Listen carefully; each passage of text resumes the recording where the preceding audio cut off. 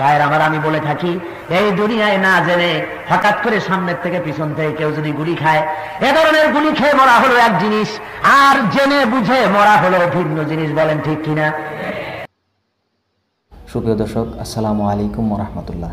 ভাবুন তো, এমন এক যুদ্ধ যেখানে নবী করিম সাল্লাল্লাহু আলাইহি ওয়াসাল্লাম একসাথে 3 জন সাহাবাকে ধারাবাহিকভাবে আমির নিযুক্তি করেছিলেন। প্রথমজন ছিলেন জয়েদ ইবনে হারিসা রাদিয়াল্লাহু তাআলা আনহু। তিনি পতাকা হাতে এগিয়ে গেলেন। তারপর যদি কিছু ঘটে তবে দায়িত্ব নেবেন জাফর ইবনে আবি তালিব রাদিয়াল্লাহু তাআলা আনহু। আর যদি তিনারও কিছু হয়ে যান তবে নেতৃত্বে আসবেন আব্দুল্লাহ ইবনে রাওয়াহা রাদিয়াল্লাহু তাআলা আনহু। অবাক করা বিষয় হলো, এই 3 জনেই পরপর শাহাদাতের মুকুটে ভূষিত হলেন। ইতিহাসের পাতায় আজও রয়ে গেছে তাদের ত্যাগের কাহিনী। এই বিষয়ে আলোচনা করছেন আমাদের প্রিয় আল্লামা দিলওয়ার হোসেন সাইদি রাহিমাহুল্লাহ। চলুন শুনে আসি। আমার আল্লাহ নবী 3000 মর্দে মুজাহিদ তৈরি করে নিয়ে আল্লাহ নবী জনাব মুহাম্মদ রাসূলুল্লাহ সাল্লাল্লাহু আলাইহি ওয়াসাল্লাম বললেন, এবারে আমি সেনাপতি নির্বাচিত করতে চাই। সাহাবীরা, তোমাদের মধ্যে এই যুদ্ধের ভিতরে প্রধান সেনাপতির দায়িত্ব পালন করবেন আমার ছেলে যায়েদ। কোথায় তুমি? হযরত যায়েদ দাঁড়িয়ে গেলেন, ইয়া রাসূলুল্লাহ লাব্বাইক ওয়া সাদাইক। আমি যায়েদ হাজির। যায়েদ হলেন হুজুরের কি ছেলে? পালক পুত্র। বললেন, আমি উপস্থিত। হুজুর বললেন, 2 নম্বরের সেনাপতির দায়িত্ব পালন করবে আমার চাচাতো ভাই হযরতে আলীর ছোট ভাই জাফর বিন আবি তালেব। কোথায় তুমি? উনিও দাঁড়িয়ে গেলেন। হুজুর বলেন, 3 নম্বরে দায়িত্ব পালন করবে হযরতে আব্দুল্লাহ বিন রাওয়াহা। কোথায় তুমি? তিনিও দাঁড়ায় গেলেন। হুজুর বলেন, তোমরা চলে যাও, নিজেদের বাড়ি গিয়ে বিবি বাল বাচ্চা মা বাপের কাছ থেকে বিদায় সালাম আরজ করে আস। ভাইয়ের আমার, আমি বলে থাকি এই দুনিয়ায় না জেনে হঠাৎ করে সামনের থেকে পিছন থেকে কেউ যদি গুলি খায়, এ ধরনের গুলি খেয়ে মরা হলো এক জিনিস, আর জেনে বুঝে মরা হলো ভিন্ন জিনিস। বলেন ঠিক কিনা? ওনারা জানেন নিশ্চিতভাবে মরে যাওয়া ছাড়া কোনো পথ নাই। শাহাদাতের জন্য পেয়ালা তারা পান করতে যাবেন। যেহেতু হুজুর বলেছেন জিহাদের ময়দানে সেনাপতি লাগবে একজন, কিন্তু হুজুর বলেছেন 3 জন, তাহলে বোঝা গেল এই 3 জনের একজনও ফিরে আসবে না, শহীদ হয়ে যাবে।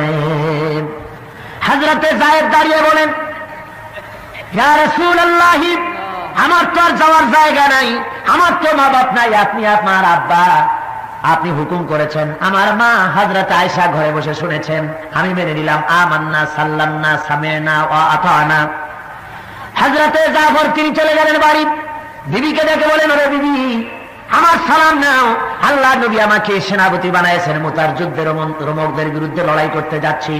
সুতরাং আমি তোমার কোনো হক আদায় করতে পারি নাই। স্বামী স্ত্রী হিসাবে ঘর গৃহবাস করতে গিয়ে কোন হক যদি তোমার নষ্ট করে থাকি, আল্লাহর রাস্তায় তুমি আমারে মাফ করে দিও। স্ত্রী বলেন, ওগো আমার স্বামী, আল্লাহ নবী অর্ডার করেছেন, সে পথ থেকে ফিরবার কোনো ক্ষমতা আমার নাই। আমি বরং আল্লাহর কাছে দোয়া করি, রব্বুল আলামিন, আমার স্বামী জিহাদের ময়দানে যেতেছে, আমার স্বামীকে জিহাদের গাজী বানাই আমার কাছে আবার ফিরাইয়া দিও।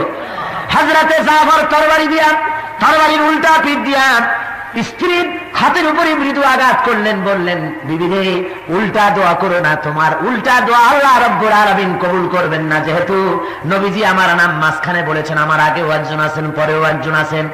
আজকে তোমার সাথে এই মুহূর্তে জীবনের আমার শেষ দেখা, আর কোনোদিন তোমার সাথে দেখা হবে না। তোমাকে সালাম দিয়ে যেতেছি। আমার বাচ্চা রইল, আমার বাচ্চাগুলারে দেখো, ওদেরকেও আমার এই রাস্তায় তুমি বানায়ো। হযরতে জাফর রওনা করলেন।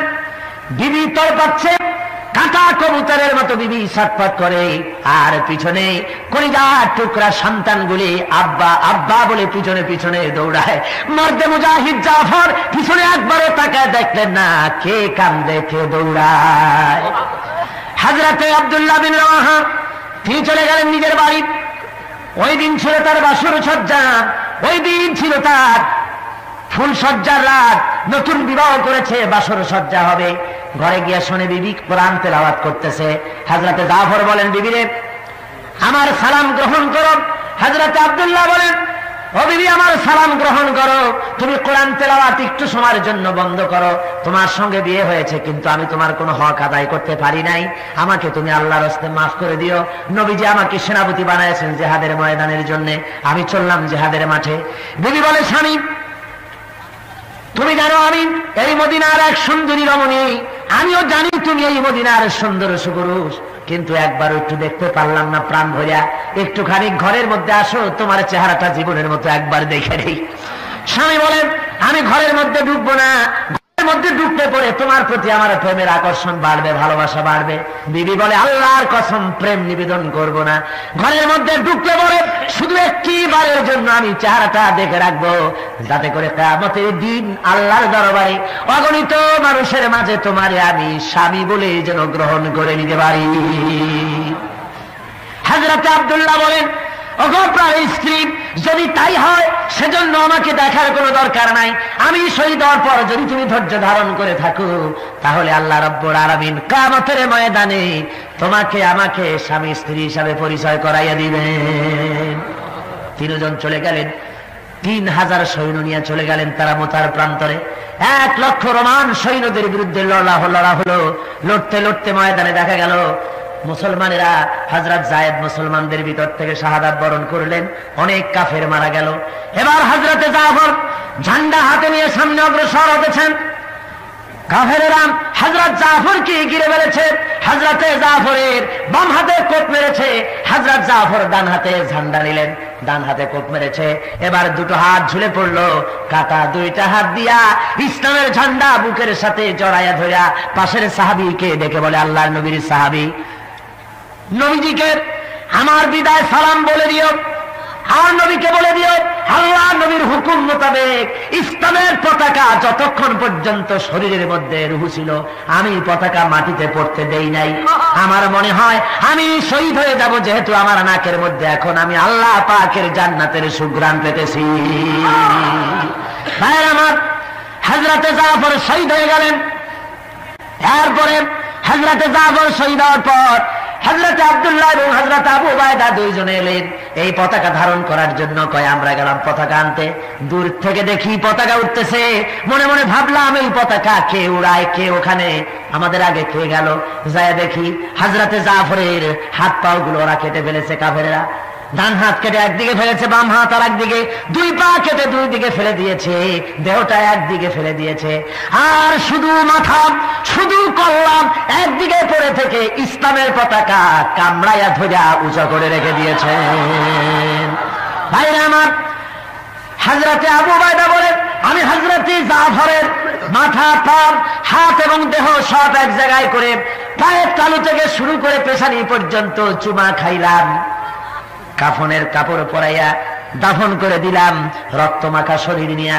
যেহেতু যারা শহীদ হয়ে যায় তাদেরকে গোসল করানো হয় না, অমিয়া শহীদ হওয়া বড় সোজা ব্যাপার না, কঠিন ব্যাপার।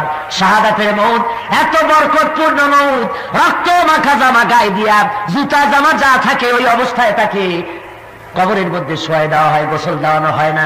যেহেতু কবি বলেছেন বামা হাসার গার খোদা পুরসিন বাগুয়ামদার জবাবে ও শহীদে খঞ্জরে ইশকাত গওয়াহিয়া কাফনদারম। কিয়ামতের দিন আল্লাহ রাব্বুল আলামিন যখন জিজ্ঞেস করবেন শহীদদেরকে, বান্দারে তুই আমার জন্য দুনিয়ায় কি করেছিস? শহীদ বলবে খোদা গো কিছুই করতে পারি নাই, কিছুই করতে পারি নাই, তোমার দ্বীনকে জমিনে কায়েমের জন্য কথা বলেছি, লড়াই করেছি, ওই অপরাধে কাফের বেঈমানেরা আমাকে মেরেছে, ওই রক্তওয়ালা চিহ্ন নিয়ে আজ তোমার দরবারে হাজির। আল্লাহ রাব্বুল আলামিন বলবেন শহীদ রে তুই জীবনের মায়া করলি না, বিবি বাল বাচ্চার মায়া করো নাই, আমার জন্য তুই জীবন দিয়া দিলি, তোরে আজ আমি কোনো হিসাব নিব না, বিনা হিসাবে আমার বেহেশতে চলে যা। ভাইরা আমার, হযরতে জাফর কবরকে রবরে রাখা হলো। হযরতে আবু উবাইদা বলেন স্বপ্নের ভিতরে আমি দেখি, রাত্রে ঘুমাইলাম, স্বপ্নে দেখি হযরতে জাফর বেহেশতের মধ্যে ফেরেশতাদের সঙ্গে উড়ে বেড়াতেছে। আমি জিজ্ঞাসা করলাম জাফর রে আল্লাহ রাব্বুল আলামিন তোমার সাথে কি ব্যবহার করেছেন? হযরতে জাফর বলেন ওরে আবু উবাইদা, আল্লাহ আমাকে জান্নাতের সব নাজ ও নিয়ামত দান করে আমাকে বলেছেন জাফর তুই আমার কাছে আর কি চাস? আমি বলেছি আল্লাহ কিচ্ছুই চাই না, আর একবার জমিনে পাঠাও, এইবার যদি জমিনে যেতে পারি কাফেরদের বিরুদ্ধে লড়াই করে তোমার দিন কায়েমের জন্য তোমার দেওয়া এই জীবনটা তোমার জন্য আর একবার দিয়ে আসবো। যেহেতু শাহাদাতের মওতের চাইতে ভালো মওত আল্লাহ জমিনে আর নাই, জোরে বলেন সুবহানাল্লাহ। শাহাদাতের মওতের তামান্না যদি কারো না থাকে হাদিস শরীফে এসেছে, যদি জেহাদের তামান্না, জেহাদের ইচ্ছা, বাসনা কারো মনের মধ্যে না থাকে, মৌত হবে মুনাফিকের মৌত। কিসের মৌত হবে? মুনাফিকের মৌত। সুবহানাল্লাহ। মিশকাত শরীফের হাদিসে এসেছে, একবার হুজুর সাল্লাল্লাহু আলাইহি ওয়াসাল্লাম এক জানাজায় হাজির হয়েছেন। হযরত ওমর রাদিয়াল্লাহু তাআলা আনহু বলছেন, হুজুর আপনি এই লোকটার জানাজা পড়বেন? এই লোকটা ইসলামের ব্যাপারে এই ক্ষতি করেছে, এই করেছে, সেই করেছে, নানান কথা উনি তুললেন। হুজুর উপস্থিত জনতাকে জিজ্ঞেস করলেন, ওই মেয়েরা, এই লোকটা সম্পর্কে তোমাদের কোনো ভালো কাজের রিপোর্ট আছে? জানো কিছু? কেউ কিছু কয় না। একজনে দাঁড়ায় কয়, হুজুর আমার কাছে একটা রিপোর্ট আছে। কি? কয় যে একবার আমি দেখেছি একটা ইসলামের মুজাহিদ দল জিহাদ করে রাত্রে এক জায়গায় তাবু গেড়ে তারা বিশ্রাম আরাম করতেছিলেন, আর আমি এই লোকটাকে দেখেছি সারা রাত দাঁড়িয়ে দাঁড়িয়ে মুজাহিদদেরকে পাহারা দিয়েছে, যাতে করে এই মুজাহিদদের কারো কেউ অত্যাচার করতে না পারে, রাত্রে আক্রান্ত না হতে পারে, সেই জন্য সারা রাত এই লোকটা দাঁড়ায় দাঁড়ায় পাহারা দিতে আমি দেখেছি। হুজুর জানাজা পড়লেন, মিশকাত শরীফের হাদিস। হুজুর জানাজা নিজে পড়লেন, জানাজা পড়ে কবরের মধ্যে রেখে আল্লাহর নবী বলেন, ও কবরওয়ালা, তোমার সাথীরা তোমাকে বলে জাহান্নামী, আর আমি নবী মুহাম্মদ রাসূলুল্লাহ সাল্লাল্লাহু আলাইহি ওয়াসাল্লাম সাক্ষী দিতেছি, বেশক তুমি আল্লাহর জান্নাতি। সুবহানাল্লাহ, সুবহানাল্লাহ। হুজুর বলেন, ওমর, মানুষের শুধু বাহ্যিক দিকটাই দেখতেই দেখো না, তার অন্তরের আবেগ মহব্বতের দিকটাও দেখো, জজবাটাও দেখো। জোরে বলেন সুবহানাল্লাহ। ভাইয়ের আমার, আল্লাহর দেওয়া এই বিধান বাংলার জমিনে কায়েম করার জন্য সাহাবায়ে কেরাম যেমন রক্ত দিয়েছেন, রাসূল পাক যেমন রক্ত দিয়েছেন, জান দিয়েছেন, বাংলার জমিন আমাদের প্রিয় মাতৃভূমি, এই জমিনে আল্লাহর দেওয়া বিধান কায়েম করতে যদি রক্ত দেওয়া লাগে, জান দেওয়া লাগে, দিবেন আপনারা? দিবেন আপনারা? আমি আজকে এই মাহফিলে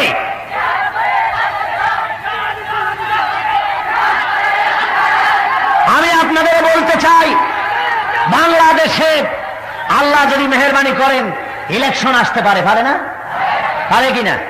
আল্লাহ মেহেরবানি করলে ইলেকশন আসবে, কিন্তু সেই ইলেকশন আসলে পরে গণতান্ত্রিক পদ্ধতিতে আল্লাহর দ্বীন কায়েম হওয়ার পথ আছে, সুযোগ আছে। যে কোনো আদর্শকে সফলতার শীর্ষে পৌঁছে দেওয়ার জন্য দুইটা পথ, একটা বিপ্লব আর একটা হলো গণতন্ত্র। বিপ্লবের পথ রক্তপিচ্ছিল, আর গণতন্ত্রের পথ সহজ এবং সাবলীল। আমাদের দেশে গণতন্ত্রের পরিবেশ আছে, আছে না? গণতন্ত্রের পরিবেশ আছে। এই গণতান্ত্রিক পরিবেশে যদি গণতন্ত্র আসে, ইলেকশন যদি হয়, তাহলে এবারের ভোটগুলি যাবে কোথায়? কাদের কাছে যাবে? ধরে বলেন, ইসলামের কাদের কাছে দিবে? কিন্তু বসন্তের কোকিল আছে এক রকমের। বসন্তের কোকিল চেনেন? নাম শুনছেন, চেনেন না? বসন্তের কোকিল কারে বলে? সারা বছরে খোঁজ নাই, বসন্তের সময় কু কু করে, ঠিক কিনা?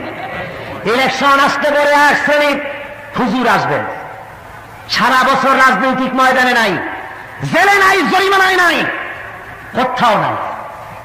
অতদলীয় মোর্চা, অতদলীয় নেতা, লোক নাই, জন নাই, এসে পাগড়ি মাথায় দিয়ে বলবে, ইসলাম গেল, আসুন আপনারা সবাই ভোট দিয়ে আমারে প্রেসিডেন্ট বানায় দেন।